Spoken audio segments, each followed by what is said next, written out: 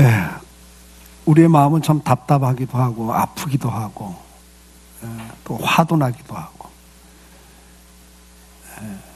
우리 한국 사회의 모든 병폐가 드러난 사건이라고 저는 생각을 합니다. 여러분, 어떻게 해야 해결이 될까요?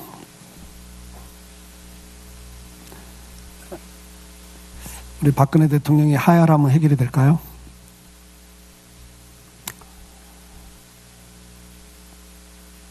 그러면 또 지금 대통령 후보들 가운데 어떤 한 분이 대통령이 되면 해결될까요? 여러분 그렇게 생각하세요? 우리는 대통령을 세울 때마다 이 사람은 좀 다를 거다, 뭔가 좋아질 거다. 그러나 항상 마무리를 보면 다 비극적이었습니다.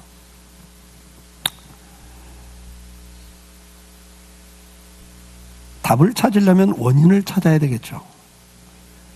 여러분, 한국 사회의 이 문제의 원인은 어디 있다고 생각하십니까?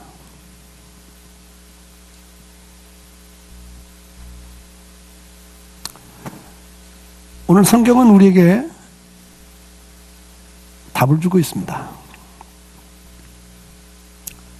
한 사람의 불순종으로 말미암아 세상은 죄의 아래로 들어갑니다. 마귀의 지배 속으로 들어갑니다. 모든 인류의 불행과 고통이 이 순종하지 않는 데서부터 시작됐습니다.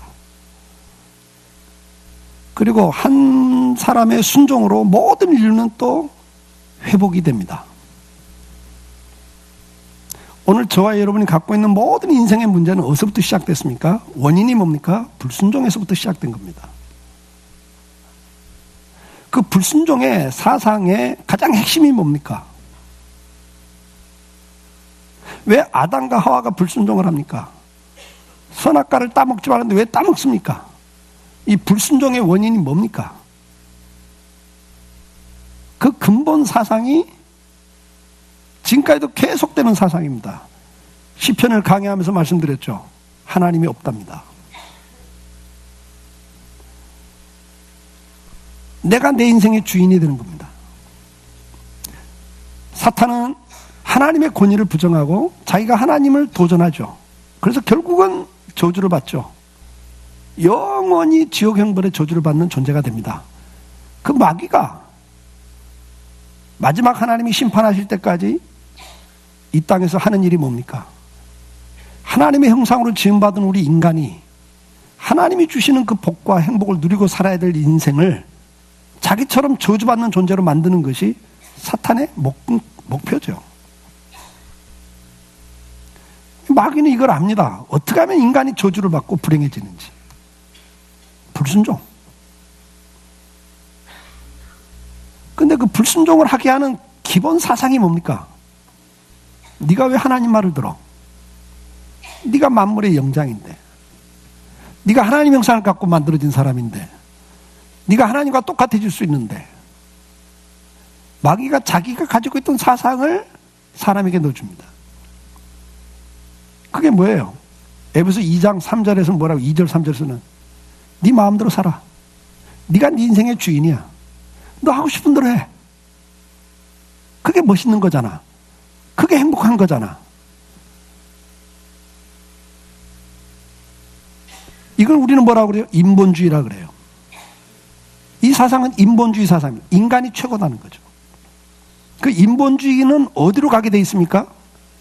요즘 현대 사상이라는 다원주의가 인본주의죠. 절대 진리는 없어. 각자 생각하는 것이 진리야. 다시 말해 네가 주인이니까 네가 생각하는 게 최고야. 그러니까 요구하지 마. 다 존중을 해야 돼. 각자 자기 인생을 각자 모양대로 살아가도록 내버려둬. 얼마나 매력적인 말이에요. 이 말에 아담도 넘어갔고 오늘 현대인들이 다 넘어가고 있어요. 근데 여러분, 이 인본주의는 결국은 어디로 갑니까? 이기주의로 가게 돼 있어요. 개인주의, 이기주의로 가게 돼 있습니다. 이건 방법이 없어요, 여러분. 그래서 이기주의는 뭘로 가요? 그럼 자기밖에 모르는 인생이니까 개인주의로 가고, 이기주의는 결국 집단 이기주의를 만들어요. 자기 이익을 위해서 끼리끼리를 만들고, 우리가 남이가. 그러면서 어떤 집단 이기주의를 만들죠. 지금 한국의 지금 이번 사건이 다 이 문제 아닙니까? 결국은 집단 이기주의에 들어가는 거예요. 그 집단의 이익을 위해서라면 모든 게 다 무너지죠. 아무 의미가 없어요. 여러분, 그게 좀 더 발전하면 뭡니까? 민족주의죠. 다른 나라 사람들이야 죽든 말든, 저 가난한 나라들이야 어떻게 되든 힘 있는 국가들이 다 착취를 하고, 노동력을 착취하고, 물자를 착취하고, 금융사태 이렇게 하고 싹 돈 빼가고, 이게 다 뭐예요? 결론은 개인주의, 이기주의예요. 거기서부터 다시 시작이 돼요. 그러니까 이 문제가 해결되지 않고는 아무리 여러분들이 사람 바꿔놔도 소용없습니다. 또 그 모양 갑니다. 오늘 모든 인생의 문제가 어디서부터 시작되냐? 이 사상에서부터 시작되는 거예요. 오늘 우리도 다릅니까? 예수 믿는 사람은 이기주의가 아니고 이타주의입니까? 하나님이 성경 60년 그래서 그토록 이야기하는 게 이타주의 아닙니까? 하나님을 사랑하라고. 너를 사랑하지 말고 하나님 사랑하라고. 그리고 옆에 있는 사람 사랑하라고. 이기주의는 자기를 사랑하고 사는 거예요. 결국이 어떻게 됩니까? 전 세계가 갈등 속에서 불행해지잖아요. 오늘 주님은 우리에게 말씀을 합니다. 순종이 모든 인생의 문제를 해결할 수 있는 키. 그럼 도대체 순종이란 뭐냐 이거죠. 여러분들 한번 우리가 솔직히 이야기를 할 때 순종하라 그러면 여러분들 확 마음으로 이렇게 받아들여줘야 좀 거부감이 생기세요. 우리 애들도 부모에게 순종하라 그러면 그게 와닿을까요? 좀 거부감이 먼저 생길까요? 여러분 솔직히 이야기해 보세요. 거부감이 먼저 생기죠. 그게 왜 타락한 인간이니까. 이게 근본적인 문제라고. 여러분 교회 와서도 마찬가지 아니에요? 목사에게 순종하라 그러면요, 아 이거 무슨 권위주의야 이거. 말도 안 돼. 당장 벌써 거부감이 딱 생기지 않습니까? 권위를 우리는 부정합니다. 왜? 자기가 최고니까. 다른 권위를 인정하지 않습니다. 그래서 오늘 이 사회는 권위주의가 다 무너져 있습니다. 근데 이것이 우리를 혼란스럽게 만들고 불행하게 만드는 원인이라는 걸 모르고 있어요. 우리는 순종이라는 게 뭔가를 잘 아셔야 됩니다. 순종은 왜 우리가 거부감을 갖습니까? 나를 부인해야 되기 때문에 그렇습니다. 근데 사실은 나를 아끼려면 어떻게 해야 돼요? 주님이 그러는 거예요. 네 옆에 사람을 사랑해야 네가 행복해진다는 거예요. 근데 우리는 이걸 자꾸 지금 마귀의 말을 듣고 나를 우선적으로 살거든요. 그러면 우선 당장은 잘 되죠. 그러나요, 다 불행해지는 거예요. 다 불행해집니다. 오늘 이 순종이라고 하는 것은 두 가지 영역이 있습니다. 하나는 마음의 영역과 행위적인 영역이 있어요. 우리가 순종할 때 마음에서부터 순종이 가야 되고 그 다음에 행위가 순종이 가야 돼요. 근데 마음의 영역에서는 순종이 뭐냐? 첫째가 경청, 두 번째가 뭐냐? 포기, 내려놓음, 양보. 근데 여러분 솔직히 양보하고 싶으세요? 양보하기가 싫으세요? 양보 그러면 어떻게 손해보는 것 같아요? 이익인 것 같으세요? 솔직히 말해봐요. 그래서 안 하는 거예요, 여러분. 이게 욕심이란 말이에요. 근데 이래서 사회가 힘들어지고 이웃이 없어져 버리는 거예요. 근데 결론은 뭐냐면 높은 성을 스스로 쌓는 거예요. 혼자 고립되는 거예요. 그래서 다 불행해지는 거예요. 근데 순종이라고 하는 것은 내 생각 속에 첫째는 뭐라고요? 경청, 그 다음에 양보, 그 다음에 행위적으로는 뭐냐? 법을 지키는 게 순종이에요, 여러분. 여러분 법 지키는 게 좋아요, 싫어요? 법을 지키는 게 불편하세요, 편하세요? 다 알잖아요. 근데 법을 지키려면 불편하고 힘들어요. 근데 그 법을 안 지키면 어떻게 됩니까?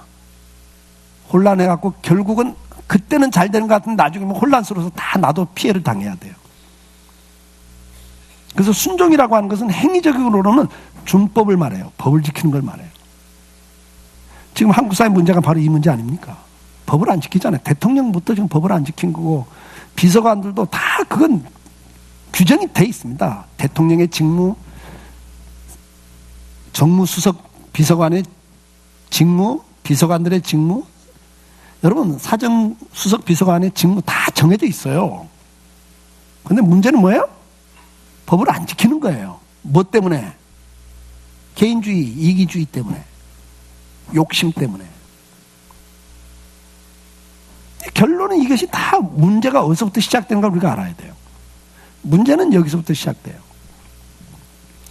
자, 우리는 순종의 핵심은 듣는 데서부터 시작됩니다. 많은 사람들이 쉽게 반복적으로 범하는 잘못이 한 가지가 있는데, 그게 뭐예요? 상대 말을 건성으로 들었습니다. 남의 말을 건성으로 들어요. 부모 말을 건성으로 듣고 선생 말을 건성으로 들어요. 그리고 내 생각대로 해요. 교회 와서도 마찬가지죠. 하나님 말씀을 건성으로 들어요. 경청을 안 해요. 여러분도 우리가 신앙생활하면서도 마찬가지 아닌가 싶어요. 여러분들 하나님과 관계에서 막 내 이야기만 해. 내 이야기만. 그러니까 이걸 기도라 그래요. 막 주여 이렇게 해주세요. 이렇게 해주세요. 나 지금 형편이 이래요. 이런 상황이에요. 어떻게 할 거예요? 도와주셔야죠. 막 이러고 막 협박도 했다가 애교도 부렸다가 막 사정도 했다가 막. 근데 결론은 뭐예요? 내 이야기만 시큰하고 끝. 아멘 하고 끝이에요. 하나님 뭐라고 대답하려고 하는데 듣질 않아요. 하나님 말씀에 대해서 관심이 없어요. 그러면 이미 이것은 순종할 수 없는 사람이 되는 거예요. 내 스스로가 이미 멀어지는 겁니다. 여러분, 우리가 중요한 것은 뭐예요? 신명기 6장 1절로 4절에 하나님이 이렇게 말씀을 해요. 이는 곧 너희 하나님 여호와께서 너희에게 가르치라고 명하신 명령과 규례와 법도라.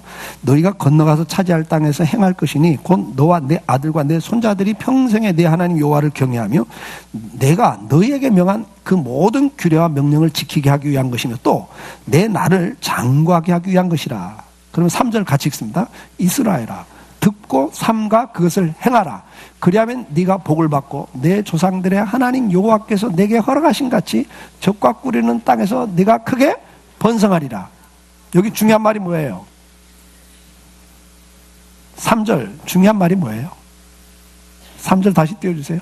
삼가 뭐부터 하라? 들으라는 거예요. 들으라. 먼저 들으셔야 돼요, 여러분. 그래야 따라가죠. 순종이 나오죠. 근데 안 들어보니까 뭐예요? 내가 하나님 뜻대로 순종합니다 하는데 다 자기 생각대로 하는 거예요. 자기 멋대로 하는 게 이게. 하나님 뜻과는 상관없어요. 이렇게 하면 하나님 좋아하시겠지. 이거 하나님 기뻐하시겠지. 근데 이건 건성으로 들어놓고 자기 생각대로. 하나님 이런 분이야. 다 자기 생각이죠.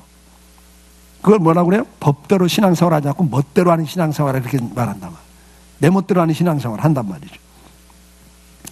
시편 81편 13절에도 내 백성아 내 말을 들으라. 들으라가 문제예요. 그 다음에 따르라 그래요. 순종하라는 거예요. 그러니까 듣는 게 중요한 겁니다, 여러분. 솔로몬이 왕이 됐죠. 1,000번제를 하나님께 드립니다. 하나님이 그 모든 예배를 받으시고 솔로몬에게 응답을 하세요. 네가 이제 왕이 됐는데 내가 너한테 뭘 도와줄까? 뭘 해줄까? 뭐 요즘 말로 하면 그래. 한 가지 소원 말해봐. 내가 그거 들어주마 그러는 거예요. 자, 3초 드릴게요. 여러분 지금 하나님이 너 한 가지만 말해봐. 그거 들어줄게 할 때 이거 해주세요 하고 싶은 거 3가지. 한 가지. 3초 드릴게요. 한번 생각해 보세요. 자, 그리고 이제 한번 말해 보세요. 하나님 이거 해주세요. 얼마나 좋은 찬스입니까? 기가 막힌 찬스죠. 그런데 솔로몬이 이렇게 답을 해요. 열왕기상 3장 9절입니다. 같이 한번 읽어볼까요? 누가 주의 이 많은 백성을 재판할 수 있사오리까? 듣는 마음을 종에게 주사 주의 백성을 재판하여 선악을 분별하게 하옵소서. 솔로몬이 그 얼마나 많은 걸 구할 수 있어요. 장수를 구할 수 있고 권력을 더 강화시켜달라고 절대 권력을 달라고 구할 수도 있고 아니면 수많은 군사력을 달라고 아니면 수많은 보화를 달라고 얼마나 구할 게 많아요. 근데 솔로몬이 구한 건 딱 한 가지인데 뭘 구했어요? 듣는 마음을 달라고. 듣는 마음을 달라고. 이게 정말 중요한 걸 구한 거예요, 여러분. 듣는 마음을 달라고. 들음에서 모든 지혜가 나오거든요. 여러분은 주로 말을 많이 하는 사람입니까? 친구들 만났을 때나 누굴 만났을 때 말을 많이 하는 사람입니까? 주로 듣는 사람입니까? 부부간에도 주로 들으세요? 말을 많이 하세요? 여러분 누구를 만나든 간에 하나님 앞에서나 사람 앞에서 내가 어떤 사람인가를 잘 한번 생각해 보세요. 진짜 지혜는 우리는 3살 먹은 애한테도 배울 게 있다고 그랬거든요. 들으려고 해야 돼요. 근데 자꾸 뭐 가르치려고 그러고 말하려고 하니까 실수를 하는 거예요. 그리고 발전이 없죠. 축복이 올 수가 없어요, 여러분. 순종은 듣는 데서부터 시작된다. 두 번째, 순종은 나를 포기하는 겁니다. 양보입니다. 내 것이 크고 강하면 순종할 수가 없습니다. 하나님, 우리가 너무 작고 초라하고 무능력하기 때문에 쓰시지 못하는 게 아니라 우리가 너무 크기 때문에, 교만하기 때문에 못 쓰시는 거예요. 하나님 은혜가 왜 안 임합니까? 내가 너무 교만하면 은혜가 올 수가 없어요. 누가복음 9장 23절에 또 무리에게 이르시되 아무든지 나를 따라오려거든 자기를 부인하고 날마다 자기 십자가를 지고 나를 따를 것이라.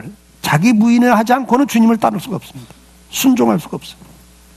누가복음 14장 26절에도 무릇 내게 오는 자가 자기 부모와 처자와 형제와 자매와 더욱이 자기 목숨까지 미워하지 아니하면 능히 내 제자가 되지 못하고, 내 어떤 기득권, 내가 가지고 있는 기득권을 내려놓지 못하고는 따를 수가 없다. 순종할 수가 없다. 그렇게 말씀을 해요. 고린도전서 15장 31절에 바울은 고백합니다. 나는 날마다 죽노라 그래요. 주님을 따라가기 위해서는 내가 나를 쳐서 복종시킨다. 그런 단어를 씁니다. 갈라디아서 2장 20절에는 뭐라고 말합니까? 내가 그리스도와 함께 십자가에 못 박혔나니 그런즉 이제는 내가 사는 것이 아니요 오직 내 안에 그리스도께서 사시는 것이다. 이제 내가 육체 가운데 사는 것은 나를 사랑하셔서 나를 위하여 자기 자신을 버리신 하나님의 아들을 믿는 믿음 안에 사는 것이라 고백을 합니다. 그러면 나를 내려놓는 게 뭡니까? 양보하는 게 뭡니까? 먼저 내 생각을 내려놓는 겁니다. 우리는 많은 생각을 갖고 삽니다.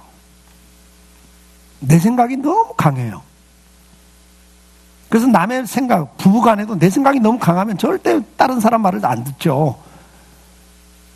그래서 불행해지는 거예요. 여러분, 상대를 순종시키려고 하지 말고 내가 먼저 순종할 때 행복이 와요. 거기에 하나님 축복이 와요. 그러려면 먼저 내 생각을 내려놔야죠. 우리가 사울왕의 이야기가 너무 대표적인 이야기 아닙니까? 사울왕이 왜 실패하고 왜 그 인생에 불행이 옵니까? 망합니까?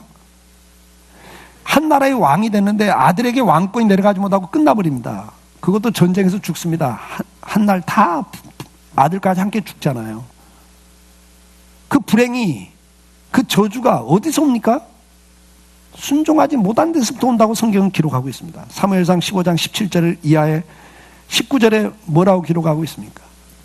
19절에 보니까 당신이 겸손할 때는 하나님이, 작게 여길 때는 하나님이 왕을 만들어 놨습니다. 왕을 세웠습니다. 근데 19절에 뭐라고 해요?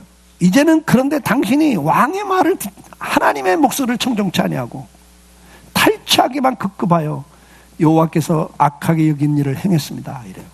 불순종을 한 이유가 뭐예요? 하나님 말을 청종하지 않는다는 거예요. 그리고 누구 말을 들어요? 이제는 왕이 됐기 때문에 백성의 여론에 귀를 기울여요. 그것도 전쟁에 나가서 승리했다고요. 여태 지배를 받고 핍박을 받던 이스라엘 민족이 왕을 세워놓고 나가서 전쟁에 승리하니까 뭐예요? 적군을 진멸하고 나니까 그 적군의 재산이 다 우리께 되는 거예요. 이스라엘 사람들에게 제일 중요한 재산은 목축을 하는 사람들이니까 양, 소, 염소. 그런데 적군들이 갖고 있던 그 모든 재산을 다 가져오니까 이게 얼마나 기쁜 일이냐고요.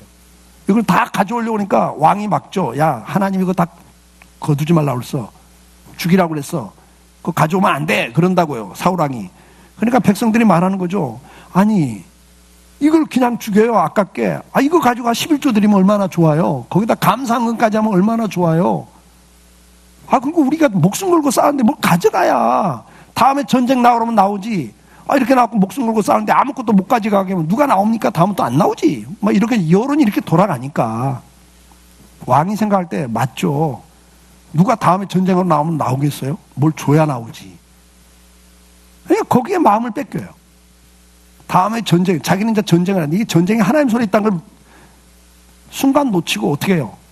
맞아, 이 백성들이 안 나오면 안 되지. 좀 비율을 맞춰줘야 되겠구나. 아, 그리고 하나님 앞에도 이거 또 11조 드리고 감사금까지 드리면 이것도 얼마나 좋은 일이야? 근데 결국은 뭐야? 하나님 말씀을 들어버리지 않아요. 그러니까 자기 생각, 환경을 통해서 갖는 생각을 가지고 사람들의 말을 듣고 생각을 가지고 따라가요. 근데 이걸 내려놓지 못하면 순종이 안 되는 거죠. 그러면서 마지막 22절에 주님이 이렇게 말씀을 해요. 같이 읽어볼까요? 사무엘이 이르되 여호와께서 번제와 다른 제사를 그의 목소리 청종하는 것을 좋아하신같이 좋아하시겠느냐? 순종이 제사보다 낫고 듣는 것이 수장의 기름보다 낫다 그래요. 이렇게 잘 듣는 것이 헌금 많이 바치고 뭐 열심히 봉사하는 것보다 하나님도 기뻐한다는 거예요. 하나님 말씀을 잘 듣는 것을 기뻐하세요. 그리고 그 말씀에 순종하는 것이 너희가 아무리 예배를 드리고 뭐 헌금 많이 하고 열심히 봉사하는 것보다 하나님 그걸 더 원한다. 그렇게 말씀하는 거예요. 순종이라고 하는 것은 내 생각을 내려놓는 것뿐만 아니라 내 기득권을 내려놓는 걸 말해요. 빌립보서 2장 6절에 그는 근본 하나님의 본체시나 하나님과 동등됨을 취할 것으로 여기지 아니하시고 오히려 자기를 비워 종의 형체를 가지사 사람들과 같이 되셨고 사람의 모양으로 나타나 자기를 낮추시고 죽기까지 복종하신 그 십자가의 죽음이라.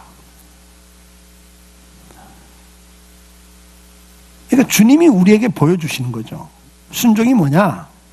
본래 하나님이시지만 그 모든 영광과 권세를 다 내려놓고 우리 인간의 몸으로 아주 비참하게 인간의 몸으로 오셔서 죽기까지 우리를 위해 십자가에 죽는 게 사명이시니까 복종을 하셨다. 그러니까 순종하기 위해서는 어떻게 해야 돼요? 자기의 기득권을 내려놓을 때 순종이 되는 겁니다.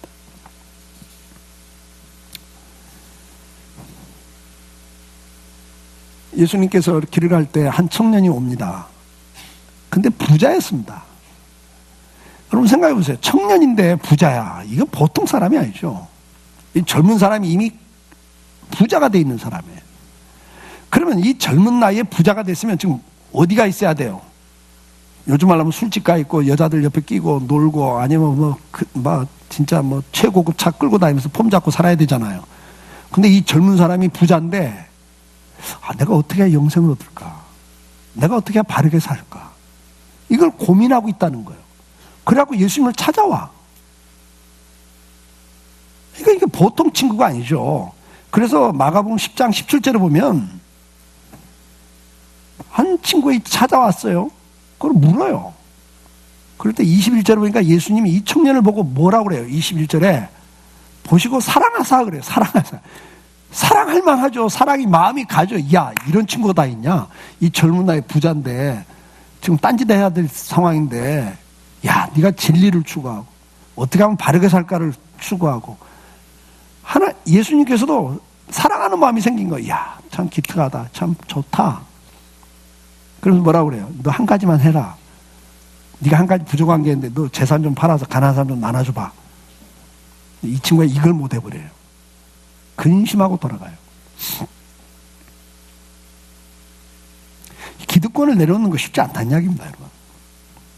특히 오늘 현대인들은 최고의 관심사가 물질이기 때문에 사실 이 물질이 이 물질 만능주의에 사는 오늘 이 시대에 우리에게는 이것이 순종할 수 있는 사람이냐 아니냐는 시금석이 돼요. 네. 마태복음 6장 21절에 내 보물 있는 그곳에 내 마음도 있다. 주님이 그렇게 말씀하죠. 맞아요. 물질 있는 곳에 마음이 있잖아요. 그러니까 주님이 어느 때는 물질을 요구하십니다. 왜? 너 마음 나한테 주고 있냐? 확인하시죠. 아브라함은 물질이 많은 부자였잖아요. 근데 아브라함은 물질이 와닿는 게 아니라 그 시대에 자식이 없으면 인생 끝나는 걸로 봤기 때문에 자식이 없는 게 아브라함에게 제일 큰 문제였죠. 하나님 이삭을 주죠. 그리고 아브라함에게 뭘 요구해요? 너 그 아들 한번 바쳐봐라 그래요. 뭘 요구하시는 거예요 지금? 너 아들 줬는데도 마음이 나한테 있냐? 아니면 그 내가 준 복에 네 마음을 뺏기고 있냐? 물질도 하나님 축복으로 주는 건데 거기에 마음 뺏기고 있잖아요. 그걸 물어보시는 거예요. 너 마음 아직도 나한테 주고 있냐? 그러니까 이걸 가지고 있다는 것이 참 쉽지 않죠. 이 기득권을 내놓는 게 쉽지 않습니다. 야고보 1장 15절에 욕심이 잉태한 즉 죄를 낳고 죄가 장성한 즉 사망을 낳느니라 그랬어요. 그래서 이렇게 내려놓는 건 참 쉽지 않아요. 근데 순종이란 뭐냐? 첫째 경청, 두 번째는 양보하는 거다. 근데 순종은 이 두 가지만 갖고 안 돼요. 그 다음에 믿음이 있어야만 순종이 돼요. 믿음이 뭡니까? 하나님이 어떤 분인가를 아는 거죠. 시편 135편 6절에 뭐라고 그래? 여호와께서 그가 기뻐하시는 모든 일을 천지와 바다와 모든 깊은 데서 다 행하셨도다. 하나님 온 세상의 우주 역사를 오늘도 쥐고 있고 이끌고 있고 일하고 계신다. 그 이야기죠. 다니엘서 4장 35절 땅의 모든 사람을 없는 것 같이 여기시고 하늘의 군대에게든지 땅의 사람에게든지 그가 자기 뜻대로 행하시나니 그의 손을 금하든지 혹은 이르기를 네가 무엇을 하느냐고 할 자가 아무도 없도다. 모든 천군 천사들도 사람들도 하나님을 향해서 당신 왜 그렇게 해? 할 수 없는 존재가 그분이라는 거예요. 그분이 모든 걸 자기 계획대로 가고 계신다. 주권자다 그 말이죠. 근데 그 주권자가 악한 주권자가 아니라는 거예요. 그 권력을 가지고 막 자기 욕심만 챙기는 그런 악한 권력자가 아니라는 거예요. 하나님은 그분이 선하신 분이다. 오늘도 우리를 사랑하고 계시는 아버지 같은 분이다. 그래서 우리를 위해서 독생자를 십자가에 죽일 만큼 우리를 사랑하시는 분이다. 그래서 우리를 선한 길로 인도하고 계신다. 여러분 부모가 자식들에게 말할 때 그 말의 목적이 뭐예요? 잘 되기를 원하는 마음에서 하는 것처럼 오늘도 하나님은 우리를 그렇게 이끌고 계시고 부모가 자식을 위해서는 어떻게든 희생하는 것처럼 하나님이 자기를 희생하면서 우리를 좋은 길로 이끌고 있다. 이걸 믿는 사람만 순종할 수 있다는 거예요. 하나님의 주권과 하나님의 선하심을 믿는 사람만 순종할 수 있다. 그리고 하나님을 의지하는 사람만 순종할 수 있다고 성경은 가르쳐주고 있습니다. 자, 그러면 우리가 어떻게 순종할 수 있는가는 경청과 자기 양보와 그리고 상대를 배려하고 뭐 하는 거예요? 믿음을 가질 때만 우리가 순종할 수 있습니다. 우리가 하나님 앞에 순종할 때도 마찬가지 아니에요? 그렇게 순종하려고 할 때 지금 상황에서 너무 힘든 거예요. 손해보는 것 같은 거예요. 우리가 사람에게도 순종할 때 부모나 누구에게 순종할 때는 손해보는 것 같고 이용당하는 것 같고 그렇죠? 힘든 거예요. 우리가 하나님께 순종할 때도 마찬가지죠. 이렇게 하면 지금 정말 진짜 노후 대책도 안 되는 것 같고 이렇게 하면 정말 지금 현재 힘들죠. 근데 믿음이 있을 때 순종을 할 수 있는 거잖아요. 내가 사람에게 순종할 때도 마찬가지죠. 내가 지금 이용당하는 것 같고 손해보는 것 같아도 결론은 하나님이 내 인생을 축복하신다. 내가 말씀에 순종하고 이 사람을 위해서 내가 양보하면 하나님이 심는 대로 주신다고 그랬으니까 이제 뒤에 그 순종하는 자에게 주는 축복이 나옵니다. 그걸 믿을 때 우리는 순종할 수 있는 거예요. 손해보면서도 할 수 있는 거예요. 우리가 먼저 누구에게 순종할 것인가? 첫째 하나님께 순종해야죠. 당연한 거 아닙니까? 그럼 우리가 하나님께 순종한다고 그럴 때 어떻게 하는 거냐? 하나님 말씀에 순종하는 거죠. 신명기 5장 32절 그런즉 너희 하나님 여호와께서 너희에게 명하신 대로 너희는 삼가 행하여 좌로나 우로나 치우치지 말고 너희 하나님 여호와께서 너희에게 명하신 모든 도를 행하라. 그리하면 너희가 살 것이요 복이 너희에게 임할 것이고 너희가 차지한 땅에서 너희 날이 길리라. 그렇게 말씀을 해요. 우리가 하나님 말씀에 순종해야죠. 신명기 30장 16절 곧 내가 오늘 너희에게 명령하여 내 하나님 여호와를 사랑하고 그 모든 길로 행하며 그의 명령과 규례와 법도를 지키라 하는 것이라. 그리하면 네가 생존하며 번성할 것이요 또 내 하나님 여호와께서 내가 차지한 땅에서 네게 복을 주실 것이라. 여러분 이게 하나님 말씀에 순종하는 것이 우리가 하나님께 순종하는 거죠. 여호수아 1장 7절에도 뭐라고 그래? 오직 강하고 극히 담대하여 나의 종 모세가 네게 명령한 그 율법을 다 지켜 행하고 우르나 좌우나 치우치지 말라. 그리하면 네가 어디로 가든지 형통하리니 이 율법책을 내 입에서 떠나지 말게 하며 주야로 그것을 묵상하여 그 안에 기록된 대로 다 지켜 행하라. 그리하면 내 길이 평탄하게 될 것이며 네가 형통하리라. 그러니까 우리가 주야로 말씀을 묵상해야 돼요. 경청을 하셔야 돼요. 요즘 말로 퀴티를 하셔야 돼요. 그냥 말씀을 읽고 그 다음에 암송하고 그 다음에 그걸 잘 자꾸 되새김질 하시라는 거예요. 묵상을 하라는 거예요. 거기에서 모든 지혜가 와요. 우리가 말씀을 묵상할 뿐만 아니라 사람을 만났을 때도 내 말 자꾸 하려고 하지 말고 들으세요. 자꾸 들으세요. 그럼 거기에 해 아래 새 것 없거든요. 누군가 겪어야 되고 내가 앞으로 겪어야 될 인생길을 앞에 살아간 사람들이 이미 산 걸 이야기할 때 들으세요. 그러면요, 코피 터질 일이 없어요, 여러분. 우리가 누구에게 순종해야 됩니까? 출애굽기 20장 12절 내 부모를 공경하라. 그리하면 내 하나님 여호와가 내게 준 땅에서 내 생명이 길리라. 신명기 5장 16절 너는 내 하나님 여호와께서 명령한 대로 내 부모를 공경하라. 그리하면 내 하나님 여호와가 내게 준 땅에서 내 생명이 길고 복을 누리리라. 에베소 6장 2절 3절 내 아버지와 어머니를 공경하라. 이것은 약속 있는 첫 계명이 이로써 네가 잘되고 땅에서 장수하리라. 여러분, 10계명은 하라와 하지 말라잖아요. 모든 계명은 하라와 하지 말란데 10계명은 약속 있는 첫 계명이 부모 공경하라는 거예요. 모든 계명을 하라고 하지 말라고 했는데 요걸 해라 그리하면 요렇게 복을 주마라고 약속이 달려있는 계명이 10계명 가운데 내 부모를 공경하라 이거밖에 없어요, 사실. 그만큼 이건 중요한 계명이죠. 로마서 13장 1절은 뭐라고 말씀합니까? 각 사람은 위에 있는 권세들에게 복종하라. 권세는 하나님으로부터 나지 않음이 없나니 모든 것은 다 하나님께서 정하신 바라 그랬어요. 우리가 가정에 가면 가정에도 권위가 있다고요. 가장이 있다고요. 하나님이 세우는 거예요. 그게 부모잖아요. 그걸 인정하시란 말이에요. 여러분, 직장에 가면 사장이 있잖아요.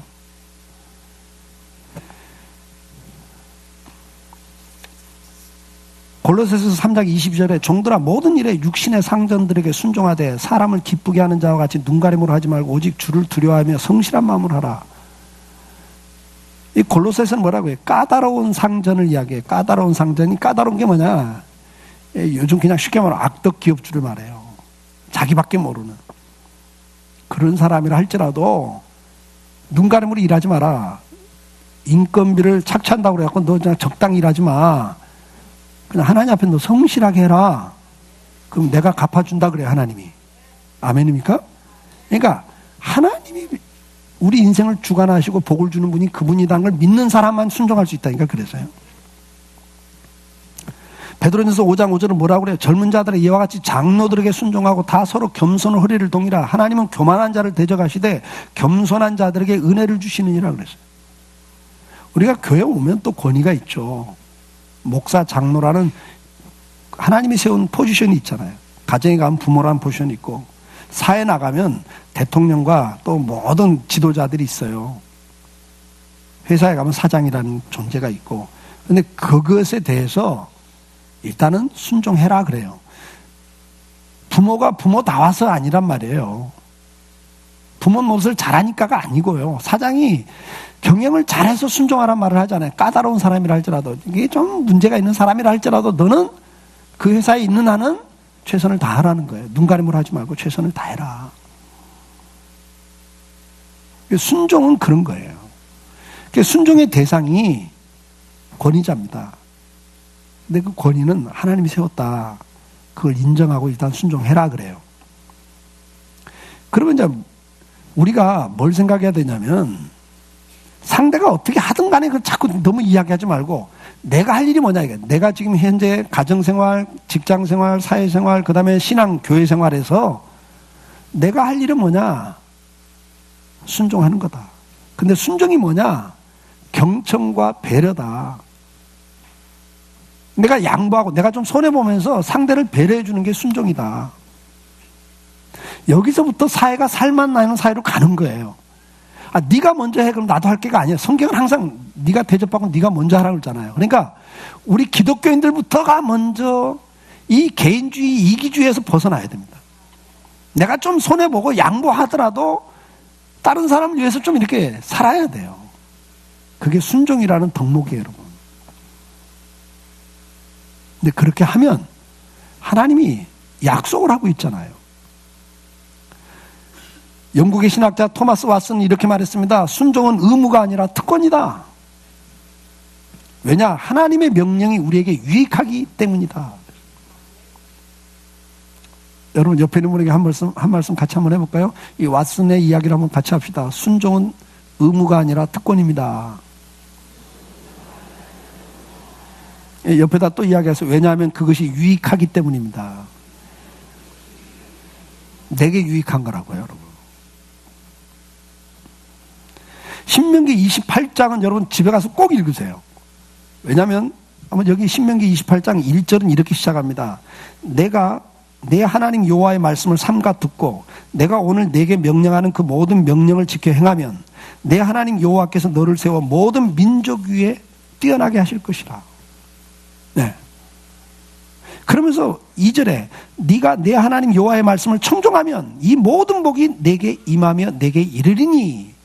그러면서 3절부터 무슨 축복을 이야기해요?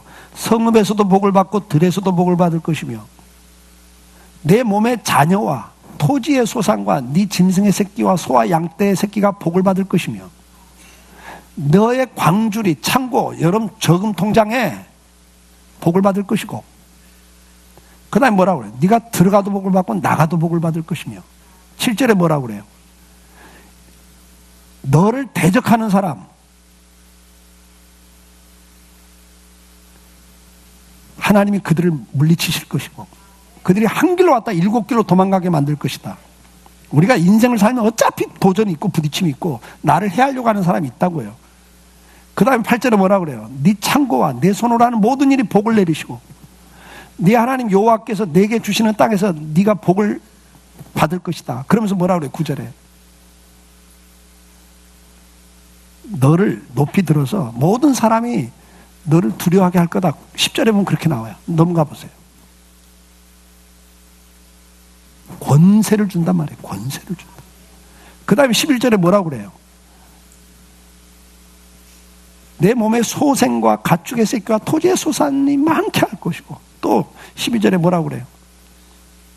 하나님이 하늘의 보화를 여셔서 보물창고를 열어서 때를 따라 너에게 복을 줄 거다. 그래서 너는 꾸고 사는 사람이라 꾸어주고 사는 사람이 될 거다. 도움을 받는 사람이라 도움을 주고 사는 사람이 될 거다. 13절에 뭐라고 그래요? 너는 머리가 되고 꼬리가 되지 않을 거다. 아래에 들어가지 않다. 남한테 무시당하고 멸시당하는 인생을 살지 않게 해줄 거다. 여러분 우리가 세상을 살아가면서 받고 싶은 복이 여기 다 들어있잖아요. 거기다가 장수의 복까지 이야기를 해요. 자식들의 복까지 이야기를 해요. 근데 이 모든 게 어디서부터 시작되니까 순종이라는 단어에서부터 시작된다는 거예요. 그러니까 앞에서 이야기했잖아요. 불순종에서부터 모든 인생의 불행이 시작됐고 저주가 시작돼요. 그 불순종은 뭐예요? 이기주의란 말이에요. 그러면 잘 될 것 같은데 아니라는 게 결국에 다 서로 이기주의에 빠지면 어떻게 되죠? 시기하고 미워하고 싸우다가 서로 불행해지고 결국은 그걸 얻기 위해서 전쟁까지 터뜨린단 말이에요. 이 세상 지금 지구촌에. 앞에서 말씀드린 거죠. 가진 자들이 더 갖겠다고 가난한 개발도상국의 사람들을 착취하고 인건비 착취하고 경제를 착취해 가잖아요. 모든 인간의 불행이 여기서 시작돼요. 여기서 시작된다고요. 불순종에서부터. 그 불순종이 어디서 와요? 이기주의에서 오는 거예요. 인본주의에서 오는 거예요. 오늘 주님은 우리에게 뭘 이야기해요? 이타주의를 이야기해요. 너 먼저 하나님 사랑해.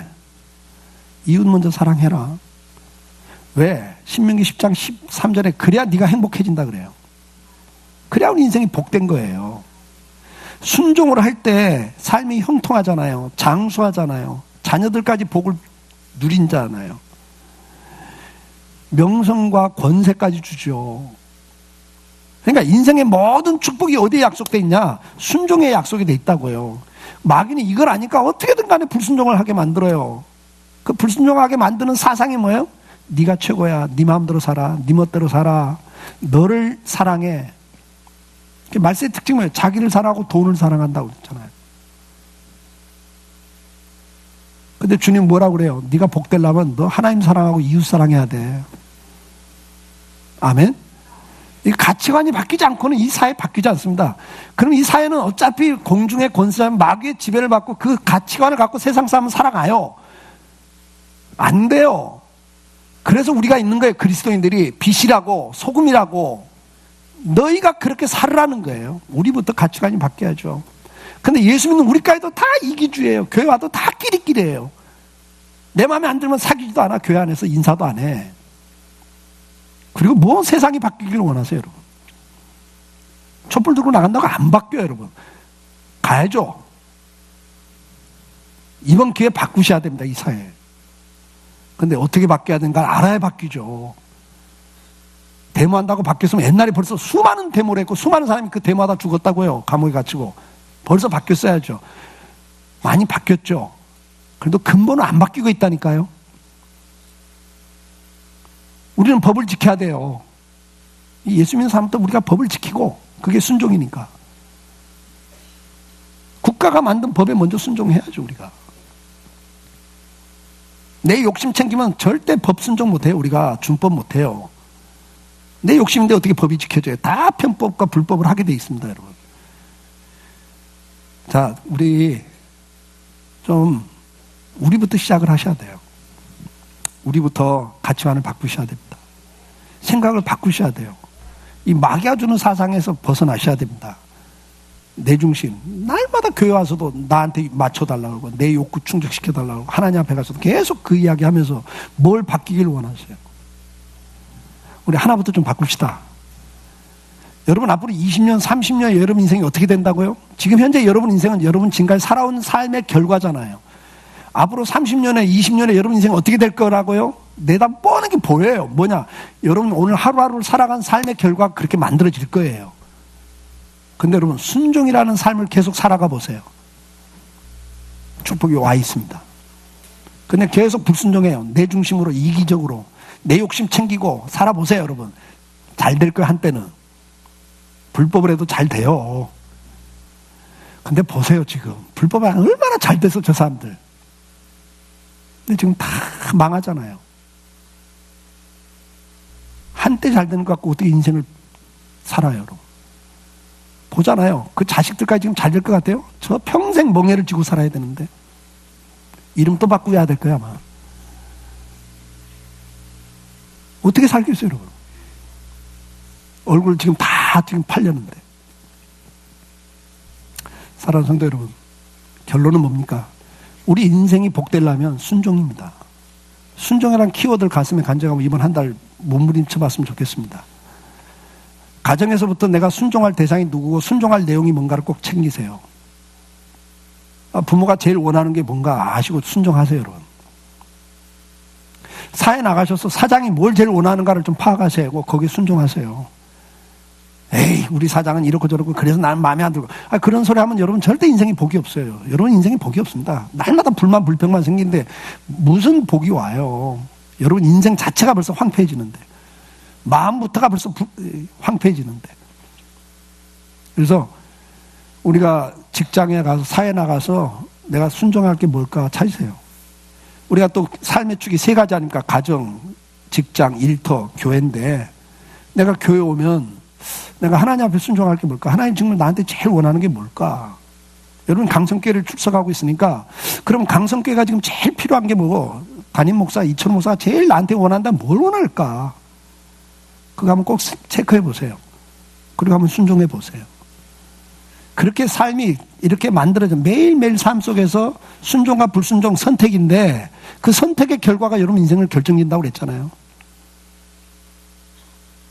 순종으로 선택해 보시길 바라요. 그게 쌓이고 쌓이는 게 여러분 인생입니다. 앞으로 20년 후에 30년 후에 오늘 신명기 28장에 기록된 말씀들이 여러분들에게 있기를 바라요. 근데 19절 이하에 또 더 많은 배가 되는 많은 구절이 불순종하면 어떤 인생의 저주가 있고 불행이 있는가를 기록해 놨거든요. 그것도 꼭 읽으세요. 그리고 순종과 불순종이 인생을 결정짓는구나. 이거 꼭 간직하시고 한번 순종으로 여러분 인생을 살아가 보시길 바라요. 순종은 뭐라고요? 경청, 배려, 양보, 법을 지키는 거다.